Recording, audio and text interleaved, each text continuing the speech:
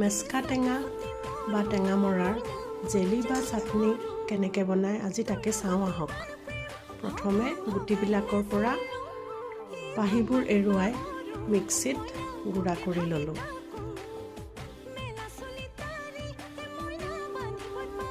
তাৰ পাছতে কেৰাহীত অকণমান তেল দি 2টা শুকান জলকীয়া দি গুড়া কৰা মেচকা টেঙাখিনি ঢালি দিলোঁ। অকণমান ভাজি তাত অলপ পানী ঢালি দি তাত চেনি ঢালি দিলোঁ।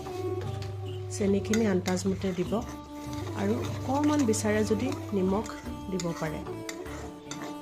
জ্বলা খাই যদি জলকীয়া গুড়ি অলপ দিব পাৰে। চেনিখিনি মিহলি যোৱালৈকে ভালকৈ ভাজি ল'লোঁ। এয়া চাওকচোন, সুন্দৰ জেলি তৈয়াৰ হৈ গ'ল। ৰংটো বৰ সুন্দৰ হয়।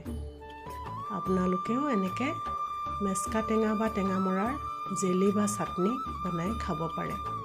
কেৱল চেনি দিয়ে জেলি বনাব পাৰে আৰু যদি চাটনি বনাব খোজে তেনেহ'লে আপোনালোকে নিমখ আৰু জলকীয়া গুড়ি অলপ দিব পাৰে। ধন্যবাদ।